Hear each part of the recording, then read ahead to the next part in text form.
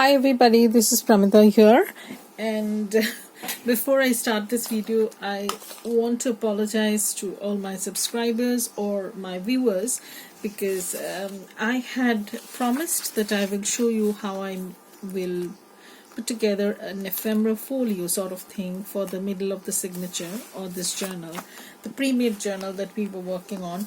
Unfortunately, though I had filmed this, but while editing I deleted the first part. The second part is still there, and what I still have is I can still work on the other side because I've just put together the flaps which would go in on this side of the page. Okay, so here is a stack of envelopes that I have added. So this is a tiny one. It has this pocket over here, and then we have another one. This is a top opening one with a corner tuck over here. This flips up, and here is another pocket, and here is another pocket. This one has this pocket, and when I'll flip this, I'm going to put a side tuck over here using some clusters that I have already put together, mini cluster sort of thing. So we'll do that later on. But in the meantime, what I can do is I can show you how I can put together the flap or the stack of envelopes on this side. So what we have here is basically the page. This is the paper that I'm using. I have just cut this down to size, and I have a bunch of envelopes that I might use. So this is again the flip thingy that would go in first, and then I'm going to add this envelope. This is a window envelope, and this is going to be stacked over this. It's the same concept, only I have not used a window envelope on that side, only on this side. And then I have this tiny envelope which I can add like this. Okay, so I'm going to glue these down, and I'll show you how they look. So I'll be back after I have glued everything down and I have prepped more or less everything. Okay, so I am back. I've just glued the papers down and nothing else. I'll just show you how you can assemble this. So this is going to be the first flip that we are planning on doing. I'll just make sure to see. Okay, so I'll have to trim this down a little bit because I have kept a very small border sort of thing in the other one, the other part that I had worked on, and this is going to go in like this. Okay, and then this was the window envelope which I have stitched. I've done some collage. What I've done is I've put in bits and pieces. So even though my first part got deleted from this one, I will post the second part and you will be able to gauge how I have put this together. So I'm going to put this on this. So the hinges are going to be layered on top of one another like this. Okay, and I'm going to give them a height like this. Okay, so one pocket here, one pocket here, and then I'm going to layer the smaller envelope. Okay, so here is the smallest one, and this one is going to go in here. So this is how the stack of envelopes kind of thing looks. So I'm going to glue everything on this part, and then this entire flap is going to be glued onto the main pocket. So I'm going to be using PVA glue because this will give sturdiness to our project, and I hope I'm visible. Just let me push this a little bit. Okay, so I'm not going to put glue on the entire strip because I don't need that, but this is not working that well, so I'm just trying to move that glue a little bit. So I'm going to put this, but I just have to make sure that this has enough space for opening up and closing. So I'm just going to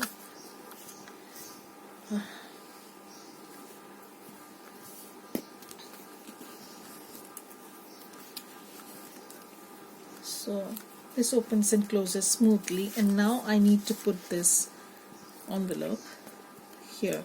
I will put another mini cluster over here. You'll see how I do that. So I'm going to glue this part, of course, and then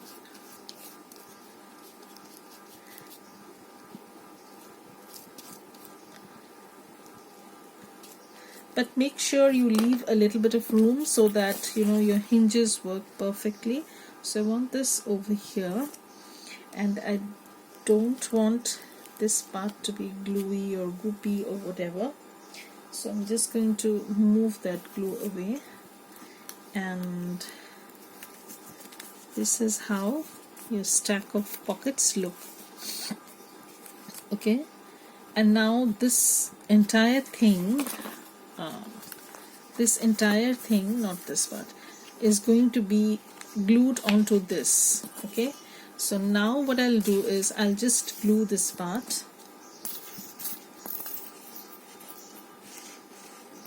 Okay, and I will make sure that they are at the correct position, but these basically you can tweak it around. So it's just, but you have to make sure that you have enough room for these to flip, otherwise it will not make any sense.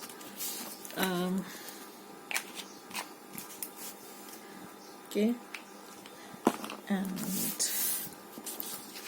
so I have the flip ready, so I can put this on this page and this on this page. So you have a sort of flippy kind of pocket thingy, and I will be using another snippet cluster over here. So let's go through the stack that we had, not this one, we had made. So maybe we can use not something too big, but something convenient just for decorating. So I can put this, and I think it's looking nice. See, it's so tiny, you can use up so much of your tiniest scraps if you start making clusters like this. And also I'll show you how I have made some clusters using masterboards, which are going to form pockets.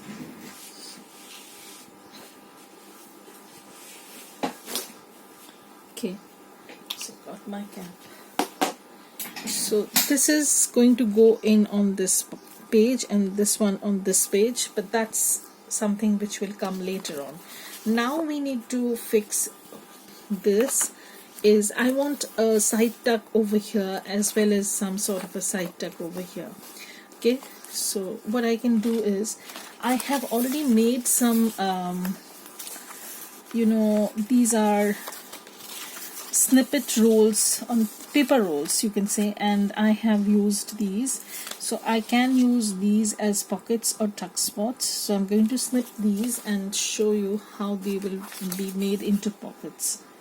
So I made this huge strip sort of thing, which is very convenient again.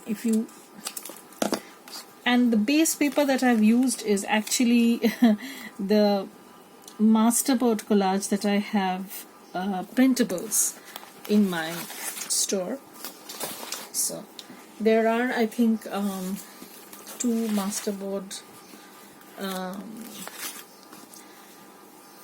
kits pages that you get.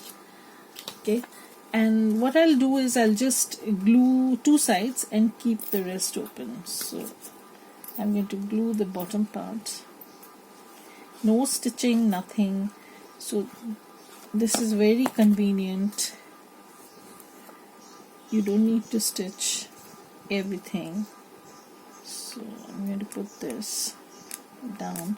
Again, I'm trying to make sure that there's enough room at the spine so that this opens and closes nicely, smoothly. No issues with that. So this is going to be our side pocket sort of thing. So I'm going to let this dry. Okay, I'm going to let this dry while I put the other one. So on this one, again, I can put something over here. Just go through the strips. So actually what I did was I took one of the sheets and I have cut it down to 2 and 3, not exactly 2 3/4, a little bit less than that, and then I've stitched it into a long roll. You know, I stitched those pieces, and then I've used some floral elements, some labels, whatever I had in my stash. So I just bumped against the camera. So I can use this as a pocket also. As you can see, it's pretty nice and it's fills up the entire page. So I'm going to trim this from here, or I can use this. The sunflower also looks nice. Okay, so let's go with the sunflower. Okay, so I'm going to cut this up.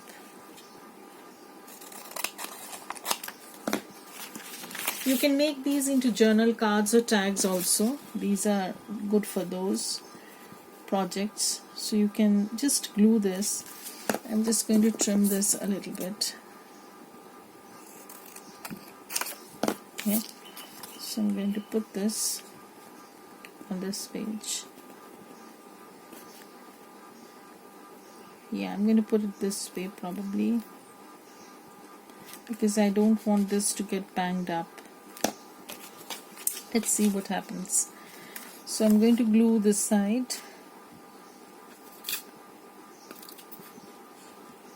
I will post the the whatever little bits and pieces I could put together of the deleted part, so that at least you'll have some idea about the measurements, because I have talked about the measurements in that video, and if anybody wants, I can post the measurements in this video also.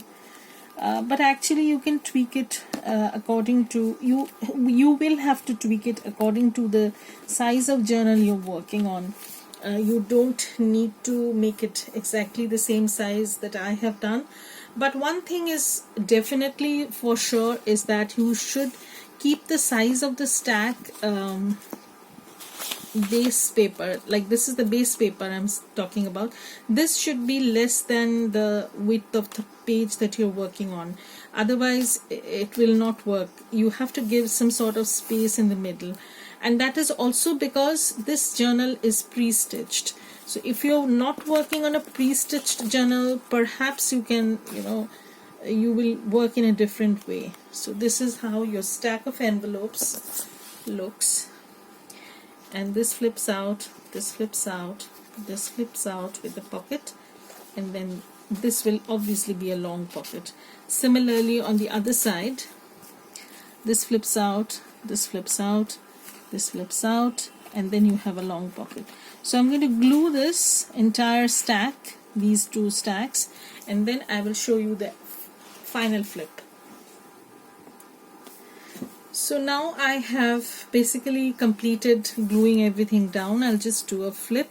So this is your tiny envelope with a pocket on this side, so you can use that. Then this is the window envelope. Here is another pocket. Let me move this. Here is another pocket, and you have this as a pocket. This is another 4 envelope kind of thing I did. So here is one pocket, and here is the other tuck spot using some masterboard collage and some digital images. And this is the big pocket, and so you have 1 pocket, 2 pocket, 3 pockets, 4 pockets, 5 pockets and 6 pockets. So 6 pockets on one side and 6 pockets, probably 6 pockets. So 1, 2, 3, 4, 5, 6, 7. So 7 pockets on the other side. So you have 13 pockets on these this stack of envelope kind of thing that we did for the middle of the signature, and you can see how chunky it is. And now is the time when we're going to put in work on the ephemera. So I already have some pre-made masterboard bases, which in the next video I'm going to work on and show you that we need to make at least 13 ephemera pieces to go into those pockets.